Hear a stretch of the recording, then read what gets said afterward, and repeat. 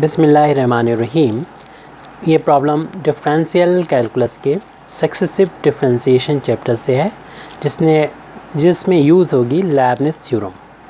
Problem है if y is equal to a cos of log x plus b sin of log x show that x square y2 plus x y1 plus y is equal to 0 and x square y n plus 2 plus 2n plus 1 times x y n plus 1 plus n square plus 1 times y n is equal to 0। तो इसके solution में सबसे पहले तो हम इस equation को prove करेंगे और फिर इसमें लेबनिज़ थ्योरम का यूज़ करते हुए इस इक्वेशन को प्रूव करेंगे। तो हमको वैल्यू दे रखी है y, हमको गिवन है y is equal to a into cos of log x plus b into sine of log x। तो यहाँ पर y1 का मतलब होता है कि y1 का मतलब होगा कि y का x के रिस्पेक्ट में एक बार डिफ्रेंशिएशन। तो y की वैल्यू हमको पता है, ये पुट कर देंगे a cos of log x plus b sine of log x। अब यहाँ पर डिफ्रेंशिएशन करने जाएंगे जब, तो y1 की वैल्यू मिल जाएगी हमको। a इंटू में है, कांस्टेंट है, तो इससे तो हम इस यहाँ से डिफ्रेंशिएशन से बाहर ले सकते हैं और डिफ्रेंशिएशन करना होगा हमको इस कॉस का डिफ्रेंशिएशन होता है माइनस का साइन, और जो भी एंगल है लिख दीजिए, लेकिन ये x होता तो यहीं पे ख़त्म हो जाता है, x नहीं है, ये log x है। तो log x का x के रिस्पेक्ट में दोबारा से डिफ्रेंशिएशन करना पड़ेगा, और इसका डिफ्रेंशिएशन जब हम लोग करेंगे तो log x का डिफ्रेंशिएशन होता है 1/x। प्लस का साइन है, अप्लाई करेंगे, b कांस्टेंट है ऐसे लिखा रहने देंगे, और डिफ्रेंशिएशन करना होगा यहाँ पर जो कि वेरिएबल है ये, तो ये भी पूरा वेरिएबल हो जाएगा। तो साइन का डिफ्रेंशिएशन जो होगा वो कॉस होता है log x, और फिर इसका दोबारा से डिफ्रेंशिएशन करेंगे log x का, जो कि 1/x आएगा। इन दोनों में हमें 1/x कॉमन मिल रहा है, तो y1 की वैल्यू मिल जाएगी 1/x को हम यहाँ टोटल से बाहर ले लेंगे, तो हमारे पास मिल रही है a माइनस, ये लिखते हैं पहले, फिर a into sine of log x plus ये b cos of log x, और इस x का जब हम मल्टीप्लाई करेंगे तो वैल्यू मिलेगी x y1 is equal to minus a times sine of log x plus b times cos of log x। अब इसको हम दोबारा से x के रिस्पेक्ट में डिफ्रेंशिएट करेंगे, और जब इसको डिफ्रेंशिएट करेंगे तो लेफ़्ट हैंड साइड और राइट हैंड साइड दोनों में करना होगा।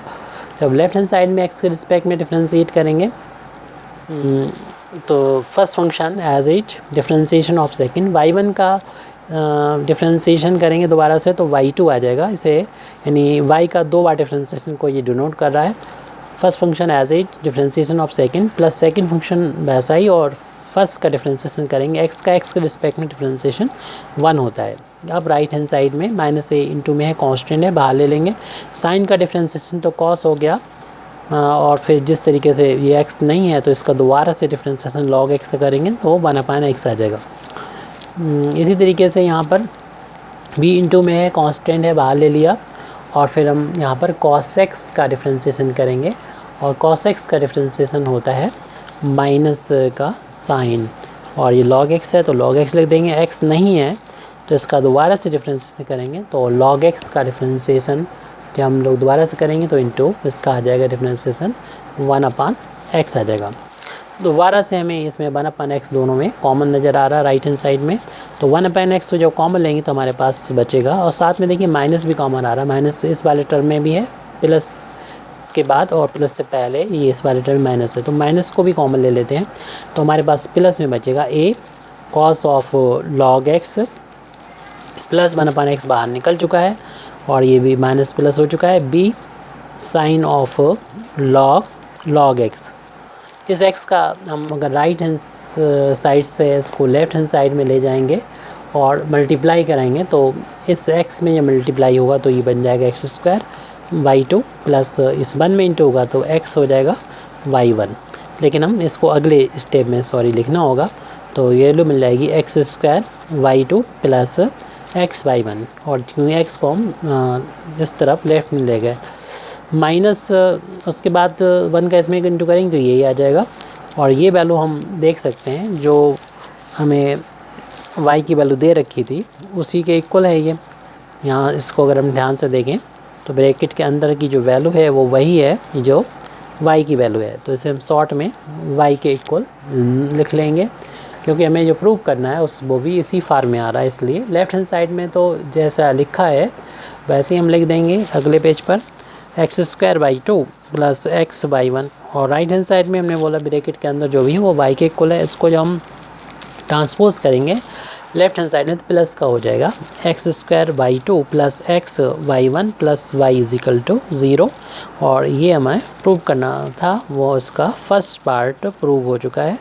फर्स्ट यानी फर्स्ट रिज़ल्ट कह सकते हैं इसको, फर्स्ट रिज़ल्ट हमारा ये आ चुका है। अब सेकंड रिज़ल्ट के लिए जैसे कि हमने बोला था कि इसी इक्वेशन को जब हम डिफरेंशिएट करेंगे n times with the help of Leibniz theorem, क्योंकि n 2 बार जो डिफरेंशिएशन है n+2 बार अगर करना है तो n टाइम्स और इसको डिफरेंशिएशन करना पड़ेगा। लेबनिज़ थ्योरम का इस यूज़ तब होता है जब दो फंक्शन का मल्टीप्लिकेशन हो रहा हो और दोनों x के फंक्शन हो तब उनका n टाइम्स यानी जितने भी बार चाहें उतनी बार डिफरेंशिएशन डायरेक्ट निकाल सकते हैं। अभी तो हम लोग करते हैं एक बार डिफरेंशिएशन, अब डायरेक्ट n बार डिफरेंशिएशन निकल आएगा। तो इसी चीज़ को हम यहाँ पर लिख दे रहे हैं कि लेबनिज़ थ्योरम का यूज़ कर रहे हैं कि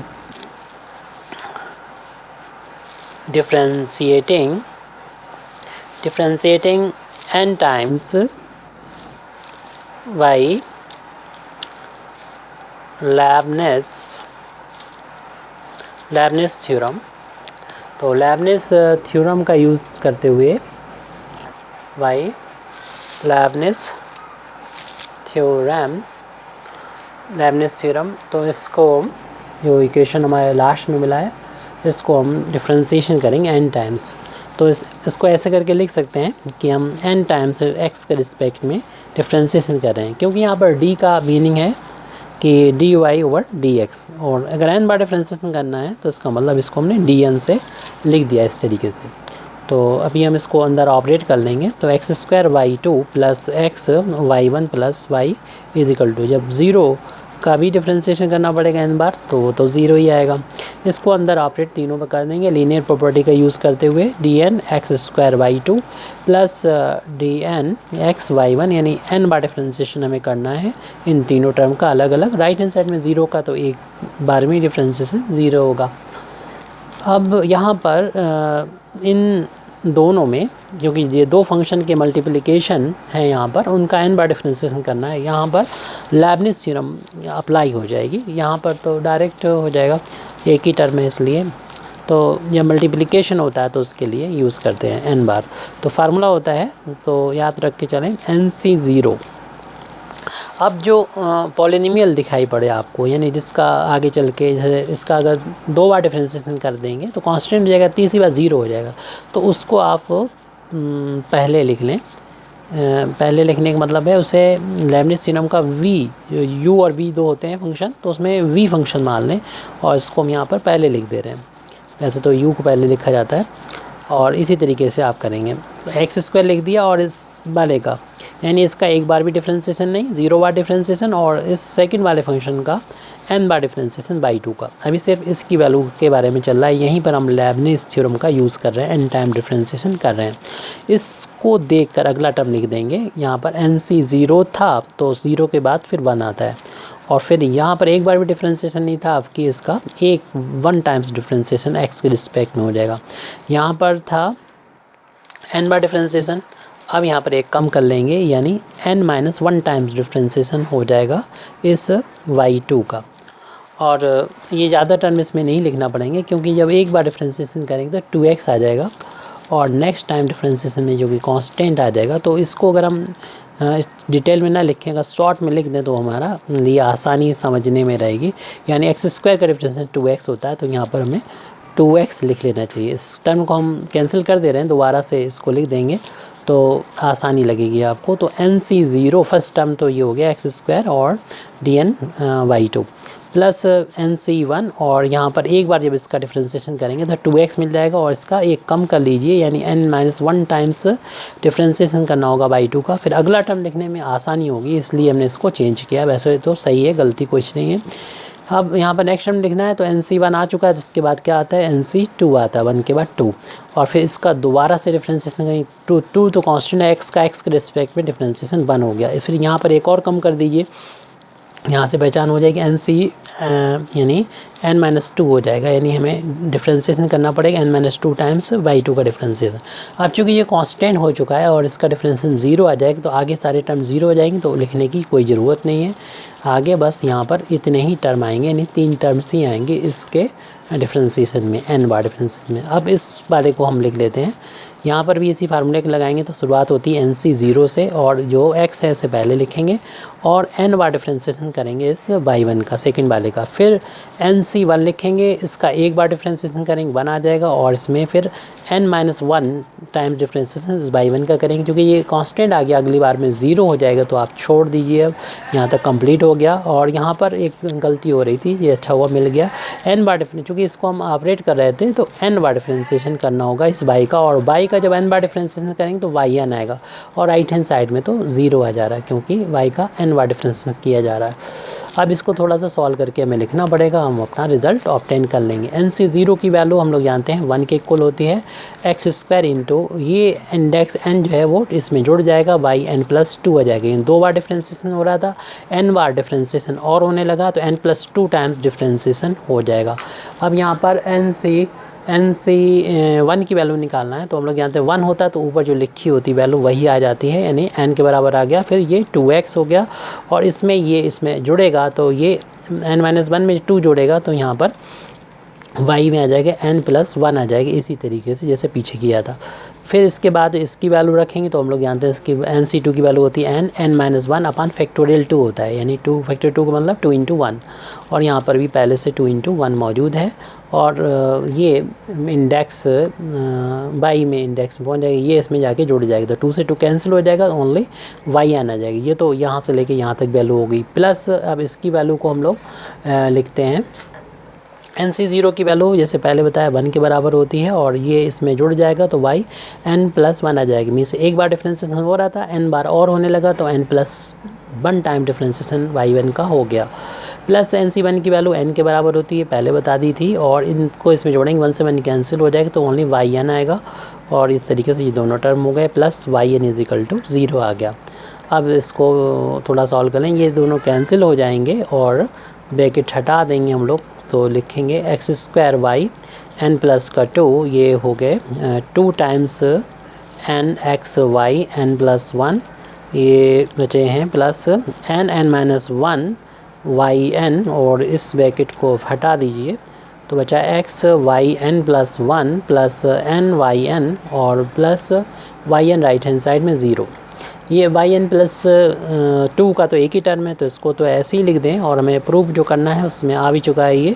और yn+1 के ये 2 टर्म नज़र आ रहे हैं हमको, तो इन दोनों टर्म्स को पहले पास लिख देते हैं, 2nxy n+1 plus xy n+1, फिर बाद में कॉमन ले लेंगे। और yn के ये 3 टर्म हैं, इनको भी साथ साथ लिख दें पहले, n-1 yn आप डायरेक्ट भी कॉमन ले सकते हैं, n yn प्लस yn = 0।